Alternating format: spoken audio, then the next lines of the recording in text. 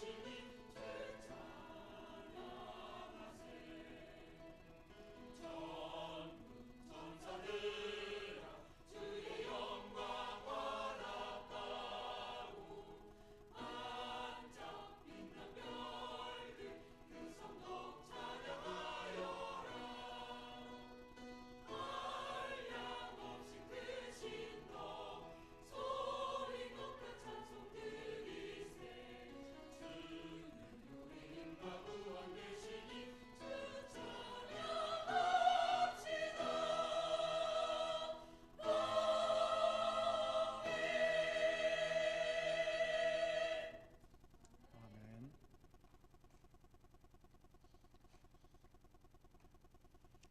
오늘도 하나님으로 말미암는 말로 다 할 수 없는 은혜를 경험할 수 있는 여러분들 되시기를 바랍니다.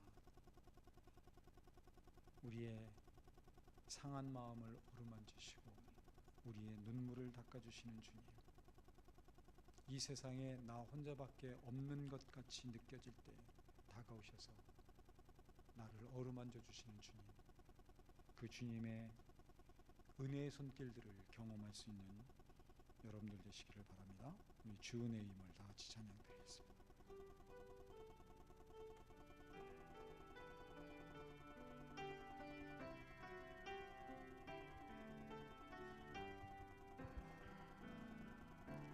주 나의 모습 보네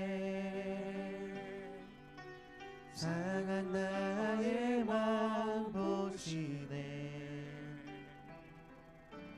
주 나의 눈물 안에 홀로 흐던 맘 아시네 주 사랑 내게 있네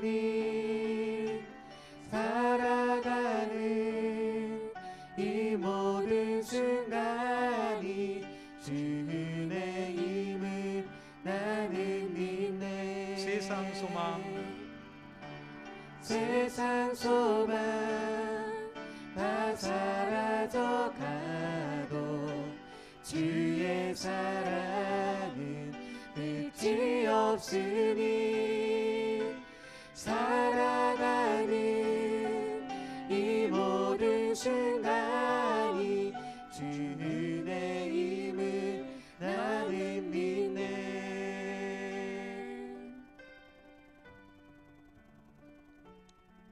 무엇보다 주님의 말로 닿을 수 없는 은혜의 손길이 오늘도 우리 안에 가득 흘러 넘치기를 소망합니다. 하나님 앞에 마음을 드리고 예배로 하나님을 경배하고자 이 자리에 모인 우리들이지만 우리들 중에는 상처로 얼룩져 있는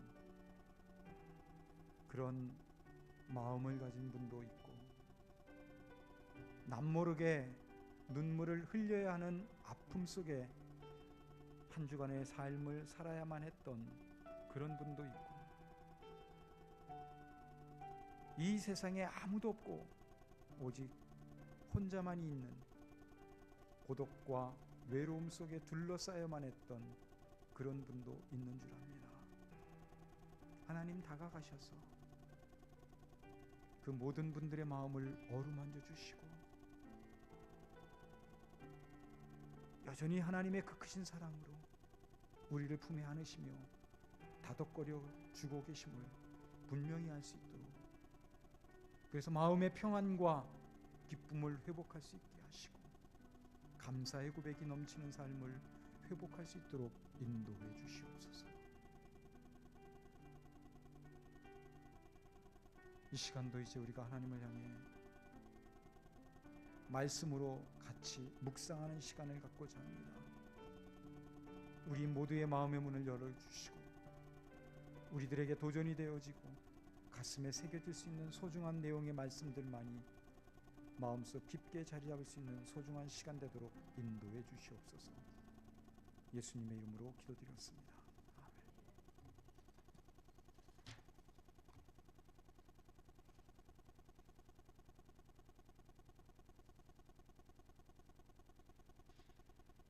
우리가 지난 주일까지 3주간에 걸쳐서 나사로를 다시 살리신 사건에 대해서 살펴보았습니다. 그럼에도 미처 다 살펴보지 못한 부분들이 더 있습니다. 나사로의 부활 사건은 과거 회당장 야이로의 딸을 살리신 사건과는 다르다는 부분을 먼저 생각해 볼 수 있을 것입니다. 회당장 야이로의 딸은 12년간 혈류병에 걸린 여인으로 인해서 급박한 시간의 타이밍을 놓침으로써 발생하게 되지요. 그러나 죽은 직후에 다시 살리신 기적이었지요. 죽은 직후에 살아났어요. 야이로는 이 사건을 통해서 죽은 자도 살리시는 예수님의 놀라운 능력을 체험할 수 있었을 것입니다. 그러나 나사로를 다시 살리신 사건은 단순히 회당장 야이로의 경우와 같이 그의 가족에게만 국한된 사건이 아니라 예수님께서 2번에 걸쳐서 말씀하셨던 대로 이 나사로의 죽음은 그의 가족은 물론이고 제자들의 유익을 위한 것 같고 또 당시 나사로의 무덤 곁에 모여있던 유대인들을 위한 것임을 우리는 성경을 통해서 알 수 있습니다. 이는 예수님께서 저 완악한 유대인들 곧 맹인처럼 영적인 부분에 있어서는 예수님이 아무리 기적을 행하시고 놀라운 도전의 말씀을 하셔도 보지도 깨닫지도 못하는 죄 가운데 있는 인간들에게 다시 한번 회개의 기회, 은혜를 주신 것이라고 할 수 있다는 것입니다.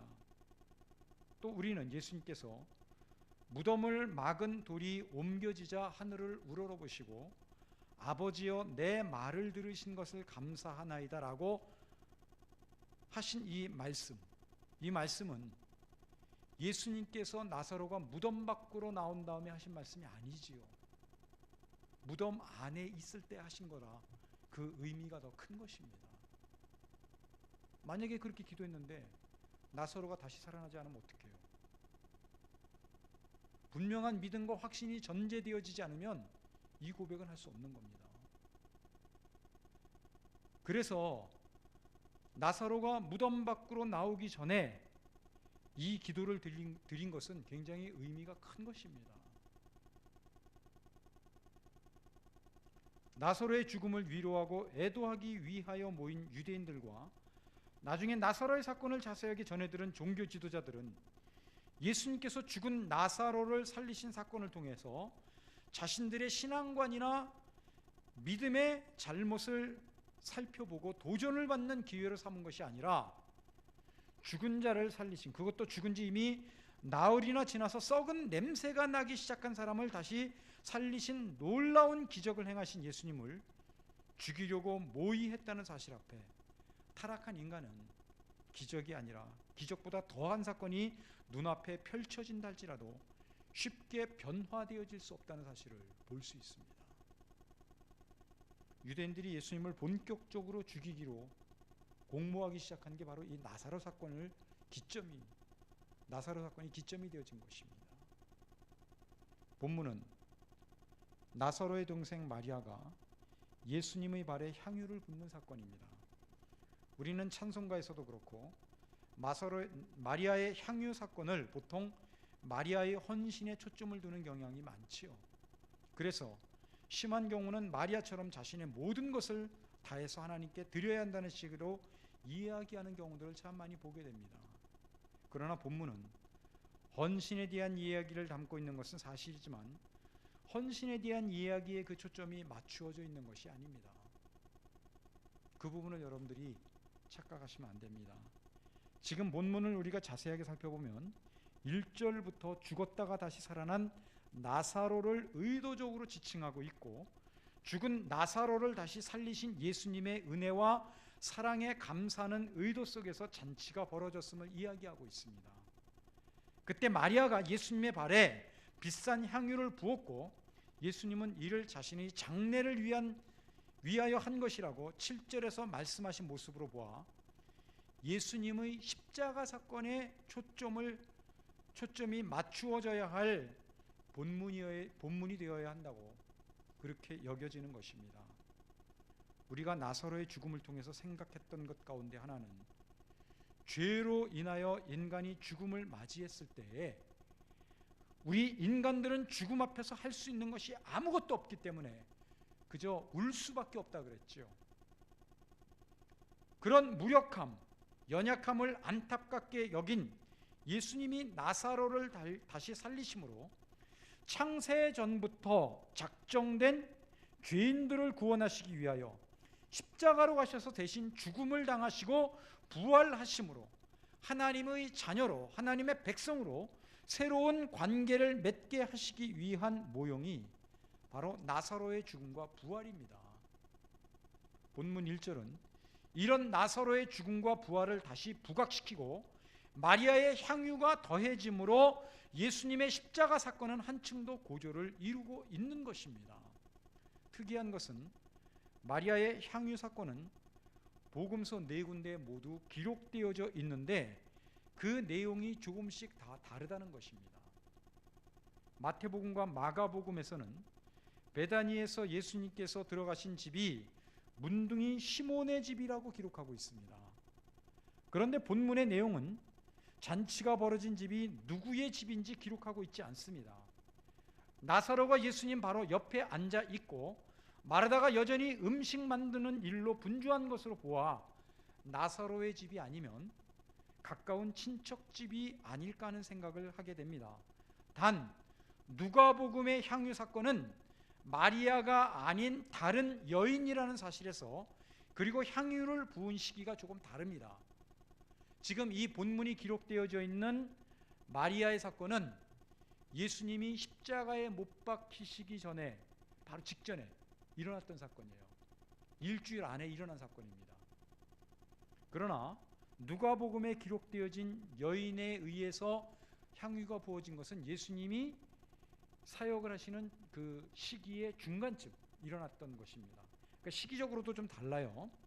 그래서 예수님의 생애 속에서 향유를 부었던 사건은 적어도 2번 이상 일어났을 것이라고 학자들은 추측을 하게 됩니다. 우리가 본문을 자세하게 살피면요, 1절과 2절에서 이런 단어들을 찾을 수 있습니다. 죽음, 살아남, 함께 앉음. 이 세 단어를 한번 연결해 보십시오. 죽음, 다시 살아남, 함께 앉음. 뭐가 느껴지세요? 세 단어를 통해서 뭐가 느껴지십니까? 이게 복음 아니에요? 이 세 단어가 복음이에요. 예수님께서 우리 죄를 위하여 죽으시고 3일 만에 부활하사 하나님의 보좌 우편에 앉아 계시지 않습니까? 우리는 그 사실을 믿음으로 받아들인 것이고요. 에베소서 2장 5절과 6절에서는 예수님의 십자가 사건과 부활과 승천을 우리에게 적용하고 있는 것을 볼 수 있습니다. 허물로 죽은 우리를 그리스도와 함께 살리셨고 또 함께 일으키사 그리스도 예수 안에서 함께 하늘에 앉히시니 라고 말씀합니다. 예수님만이 그런 게 아니라 거기 우리가 함께 포함되어지죠. 그렇죠? 지금 본문의 말씀과 똑같은 내용을 담고 있는 겁니다. 그리고 우리는 이 내용을 복음이라고 말을 합니다. 그런데 본문 7절 말씀을 보시면 마리아의 향유 사건을 가리켜서 예수님이 나의 장례할 날을 위하여라고 말씀하십니다. 요한복음의 내용은 솔직히 무엇을 의미하는지 정확하게 알기에는 조금 어려워 보이는데 같은 사건을 기록한 마태복음이나 마가복음을 보면 쉽게 알 수 있습니다. 마태복음 26장 12절과 13절 말씀입니다. 이 여자가 내 몸에 이 향유를 부은 것은 내 장례를 위하여 함이니라. 내가 진실로 너희에게 이르노니 온 천하에 어디서든지 이 복음이 전파되는 곳에서는 이 여자가 행한 일도 말하여 그를 기억하리라 하시니라 말씀하시고 있고, 마가복음 14장 8절과 9절 말씀을 보면 그는 힘을 다하여 내 몸에 향유를 부어 내 장례를 미리 준비하였느니라. 내가 진실로 너희에게 이르노니 온 천하에 어디서든지 복음이 전파되는 곳에는 이 여자가 행한 일도 말하여 그를 기억하리라 하시니라. 이 두 성경의 말씀에 비추어 볼 때 분명 본문의 마리아가 향유를 부은 사건은 마리아가 어떻게 알았는지는 알 수 없지만 예수님의 죽으심, 십자가 사건에 초점이 맞추어져 있는 것을 보게 됩니다. 그런데 본문에는 없지만 마태복음과 마가복음에는 공통으로 나오는 내용이 있지요. 그게 뭐예요? 복음이 전파되는 곳에서는 마리아가 향유를 부어 예수님의 장례를 준비한 사건도 함께 전파라, 이렇게 말씀하셨다는 겁니다. 그런데 어떠세요? 여러분들은 복음을 전할 때 마리아의 향유 사건도 함께 전하십니까? 이렇게 전하고 계세요? 혹 이 자리에 앉아 계신 분들 가운데 복음을 처음 들었을 때 마리아의 향유 사건도 함께 듣고 예수님을 믿기로 결심하신 분들 계세요? 한번 손 들어보세요. 마리아의 향유 사건도 함께 들었다. 그래서 마리아의 향유 사건은 이미 그때부터 알고 있었다. 저는 사실 마리아의 이 향유 사건은 예수님을 영접한 뒤에 한참 뒤에 알게 됐거든요. 그래서 제가 복음을 처음 접할 때 잘못 듣지는 않았는지, 그래서 여러분들은 처음부터 잘 들으셨는지 그게 궁금했습니다. 아무도 없지요? 그렇죠? 복음을 처음 접할 때 마리아의 향유 사건도 함께 전해 들으신 분들 이 자리에 안 계시죠? 그렇다면 지금 예수님이 마태복음과 마가복음에서 하신 말씀은 무슨 뜻일까요? 우리가 복음을 잘못 전해 들은 겁니까? 아니면 다른 의미가 있는 것일까요? 요한은 본문 1절과 2절에서 복음과 아주 밀접한 단어 3개를 의도적으로 사용했다 그랬지요. 죽음, 부활, 함께 앉음. 어떻게 보면 이 세 단어가 복음의 핵심이란 말입니다. 그 세 단어를 포함하고 있는 사건이고 내용이 바로 마리아의 향유 사건이라는 거예요. 그러니까 지금 본문은 신앙인들의 헌신에 대한 부분이 아니고 예수님의 십자가에 초점이 맞추어져 있다는 것이지요. 지금 예수님께서 참석한 자리는 잔치 자리였고, 이 잔치는 예수님께서 나사로를 죽음 속에서 구원하심에 대한 감사의 자리였습니다. 그리고 그 잔치 가운데 행해진 일이 바로 마리아의 향유 사건이었고요. 그런데 마리아의 향유는 예수님의 죽음을 예비하는 것이라고 했지요. 이렇게 말씀드리면 감이 조금 오는 거 있지 않으세요? 감이 전혀 안 옵니까? 사탄은 예수님을 죽음으로 몰아넣으면 자신이 승리할 줄 알았어요. 하나님도 이길 수 있을 줄 알았습니다. 그래서 당시 종교 지도자들과 가룟 유다의 마음을 충동하고 유혹해서 결국 예수님을 십자가에 매다는 일에 성공합니다. 그러나 그 십자가는 이미 하나님께서 죄와 허물로 죽어 있는 인간들을 구원하기 위한 대속제물로서의 제단으로 계획해 놓았던 것입니다. 따라서 예수님의 죽음은 패배가 아니라 오히려 승리였던 것이지요. 사탄은 그의 계획 속에 예수님의 부활이 없었어요. 죽음은 그걸로 다 끝날 줄 알았어요. 사탄은 부활이라는 건 꿈에도 생각을 못했습니다. 그걸 알았다면 사탄이 절대로 가룟 유다를 유혹하지 않았을 겁니다. 그러나 예수님은 죽음을 통해서 다시 부활하심으로 죽음 사망까지도 정복해버린 것입니다. 그러므로 결과적으로 예수님의 십자가는 승리의 상징이 될 수밖에 없었던 것입니다. 따라서 마리아의 향유는 예수님의 죽음, 십자가를 예비하는 것이었고, 그것은 곧 잔치로 이어질 수밖에 없는 승리였던 것을 의미하는 것입니다.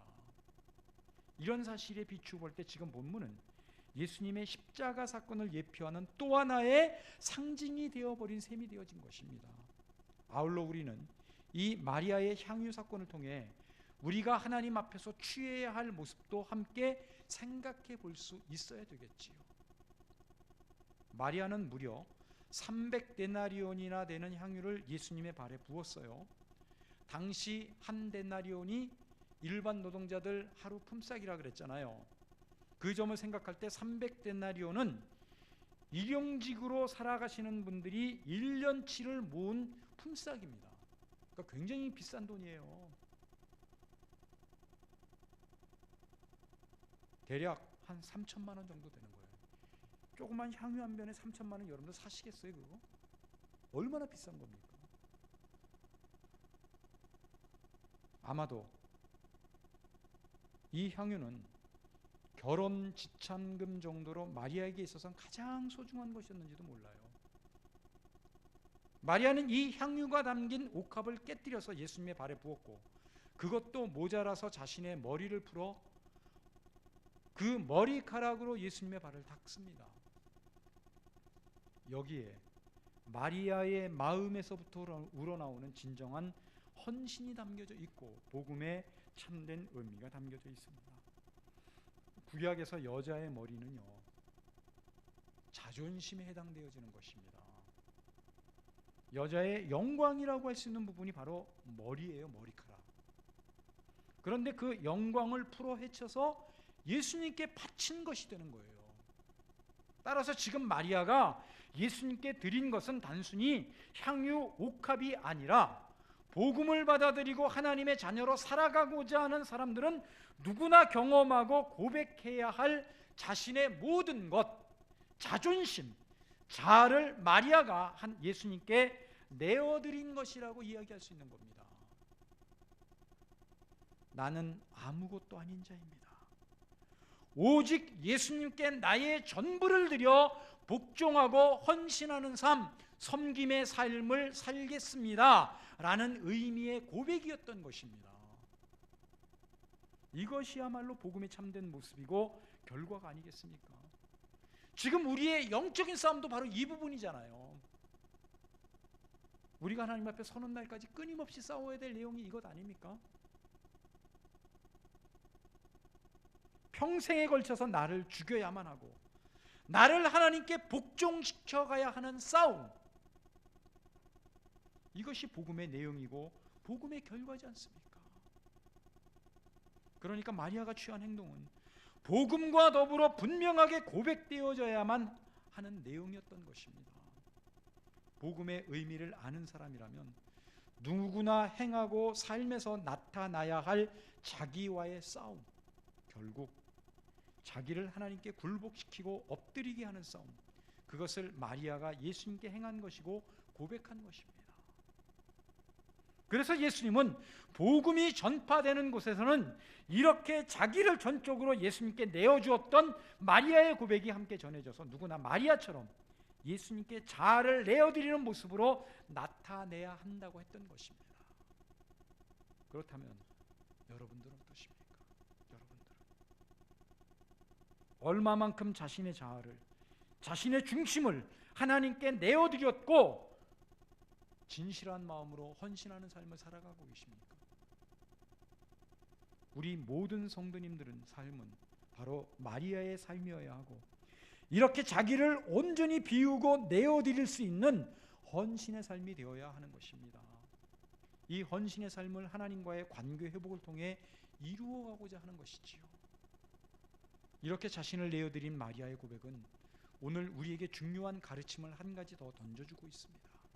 그것은 참된 헌신이란 하나님께 우리가 가진 것들을 드리는 것으로 이루어지는 것이 아니라 예수님의 십자가 그리고 그 죽음에 동참하는 것으로 나타나는 것이라고 하는 사실입니다. 우리는 보통 헌신이라고 하면 물질이 되었든 마음이 되었든 내가 가지고 있는 소중한 어떤 것들을 주님께 내어드리는 것으로 생각하지 않습니까? 그렇죠? 그런데 마리아를 보십시오. 그가 예수님께 칭찬을 받은 이유가 무엇입니까? 분명 마리아가 300데나리온의 향유를 부은 것은 헌금이고 헌신이 분명한데 그렇다 그래서 이렇게 값비싼 향유를 부어서 칭찬을 받은 것일까요? 아니면 그 비싼 향유를 한 방울도 남기지 않고 전부 부어드렸기 때문에 칭찬을 받은 것일까요? 이런 것들이 아니라 예수님의 죽음을 예비한 것이기 때문이라고 성경이 말하고 있지요. 바로 그것입니다. 내가 예수님의 죽음에 동참하는 것, 그것이 주님을 기쁘게 해드릴 수 있는 참된 헌신이라는 겁니다. 그것이. 그래서 내가 죽고 내 자아가 죽고 대신 내 안에서 예수님이 살아나시는 모습, 살아가시는 모습, 내 영광을 버리고 오직 나를 통해서 예수님의 영광이 드러나는 삶이 바로 참된 헌신이라는 거예요. 그런데 우리는 거꾸로인 경우들이 참 많이 있죠. 그래서 예수님을 팔아서 내가 영광을 받으려고 하고 내가 한 일을 알아주지 않고 인정해주지 않으면 자주 토라지고 원망과 불평을 일삼는 일들이 우리 가운데 자주 벌어지고 있지 않습니까? 그러므로 마리아를 통해서 진정한 헌신의 의미를 다시 생각해 보실 수 있게 되시기를 바랍니다. 하나님께 드려지는 헌신, 그것이 헌금을 포함하고 있는 것일지라도 헌신의 가장 중요한 목적은 다른 데 있는 것이 아니라 나를 하나님께 온전히 드린다는 신앙의 고백이 포함되어 있는 것입니다. 나의 가장 소중한 나의 이 마음, 내 중심, 나의 자아를 하나님께 드린다는 신앙 고백이 바로 헌신이고 헌금이 되어야 한다는 것입니다. 초대교회 가운데 빌립보 교회가 속했던 마케도니아 교회의 헌신을 보십시오. 사도 바울이 고린도후서 8장 1절부터 5절까지 해서 이런 말씀을 합니다. 형제들아, 하나님께서 마케도니아 교회들에게 주신 은혜를 우리가 너희에게 알리노니 환난의 많은 시련 가운데서 그들의 넘치는 기쁨과 극심한 가난이 그들의 풍성한 연보를 넘치도록 하게 하였느니라. 내가 증언하나니 그들이 힘대로 할 뿐 아니라 힘에 지나도록 자원하여 이 은혜와 성도 섬기는 일에 참여함에 대하여 우리에게 간절히 구하니 우리가 바라던 것뿐 아니라 그들이 먼저 자신을 주께 드리고 또 하나님의 뜻을 따라 우리에게 주었도다. 아멘이 나올 수밖에 없는 말씀입니다. 여기에 헌금과 헌신의 참된 의미가 담겨져 있어요. 헌신은 자신을 하나님께 드리는 것이고 자신이 가장 소중하게 여기는 것을 기쁨으로 드리는 것입니다. 하나님께서 자신에게 베풀어 주셨던 사랑, 감히 하나님 앞에 나올 수 없었던 그런 나였는데 하나님께서 품으시고 그런 나를 안으셔서 베풀어 주셨던 그 크신 사랑을 깨닫게 되니까 가만히 앉아 있을 수 없게 되고 무엇인가 하나님께 드리고자 하는 마음으로 가득하게 된 모습에서 드려지는 것이 바로 헌신이고 헌금인 것입니다. 이렇게 하나님의 크신 사랑에 의하여 죄에서 건져냄을 받은 것으로도 모자라 구원 이후 하나님의 자녀로서의 삶을 살아감에 있어서 나를 끊임없이 사랑의 관계 안으로 인도하시고 다듬으시고 다루어 가시는 중에 하나님이 어떤 분이신가를 알아감으로써 나의 마음속에는 하나님께 대한 사랑으로 가득하게 되고 내 삶을, 내 마음을 하나님께 드리지 않고서는 견딜 수 없는 심정이 되어 하나님께 나의 모든 것을 기쁨으로 감격으로 내어드리고자 하는 마음으로 가득한, 그래서 하나님 앞에 자신을 드리고자 했던 모습이 지금 마케도니아 교회에서는 비록 자신들은 극심한 가난 속에 있을지라도, 그래서 그렇게 살아갈 수밖에 없지만 그럼에도 불구하고 오히려 하나님을 사랑하는 사람들과 마음을 나누기 위하여 자신의 물질을 쪼개고 또 쪼개서 드려진 것이 풍성한 연보, 헌금으로 나타났다고 바울은 고백합니다. 그들이 너무나 가난했기 때문에 바울이 말렸어요. 헌금하지 말라고. 그런데 그들이 그러는 거예요. 제발 헌금할 수 있게 해달라고. 제발 우리 마음을 좀 받아달라고. 그렇게 해서 헌금을 했다는 거예요. 마케도니아 교회는. 이것이 하나님 앞에 헌신하는 참된 의미가 아니라는 거예요. 이것이 하나님을 향한 내 자신의 간절한 마음이 헌금을 통해 나타나는 것이고 하나님의 사랑과 성령이 임하시니까 자신이 가장 소중하게 여기는 것이라 할지라도 하나도 아깝게 생각하지 않고 하나님께 온전히 내어드린 것입니다. 우리가 하나님께 무엇을 드린다는 것은 사실은 다른 것이 아니라 나를 드리는 거예요. 나를.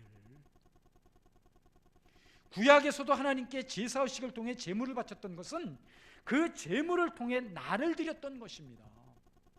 결국 예수님까지도 바로 이런 삶을 사셨던 것 아닙니까?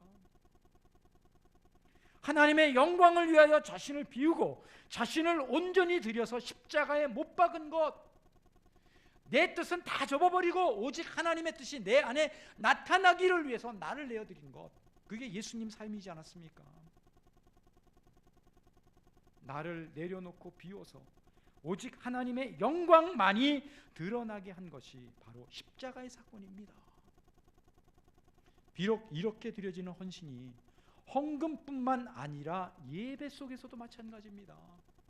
나는 감히 하나님께 나아갈 수 없는 자였고 예배로 하나님께 감히 경배할 수 없는 자였었는데 그런 나를 하나님이 품에 안으시고 나를 대신해서 나를 살아간다고 하시니까 얼마나 감격스럽고 감사한 사랑을 받은 겁니까?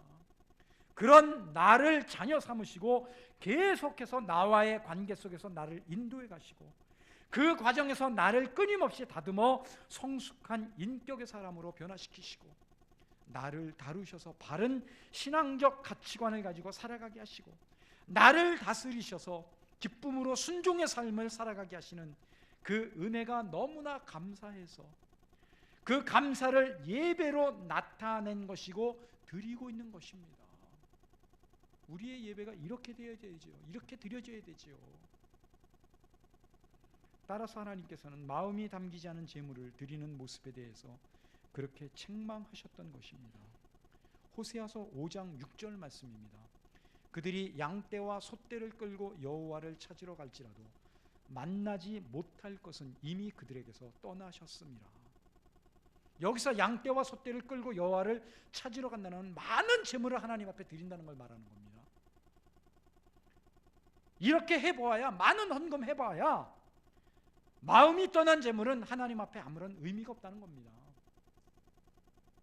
하나님 앞에 헌신한다는 것은 바로 이렇게 하나님께 먼저 내 자신의 마음을 드리는 것입니다. 그리고 그 헌신의 중심에 마리아가 있었던 것이지요. 자신을 비워서 예수님의 영광을 드러내는 삶, 자신의 영광은 다 내려놓고 오직 예수님의 영광만 드러나게 했던 삶. 따라서 오늘 우리가 살핀 마리아의 삶과 고백은 바로 우리 모두의 삶과 고백이 되기를 주님의 이름으로 부탁드립니다. 기도하겠습니다.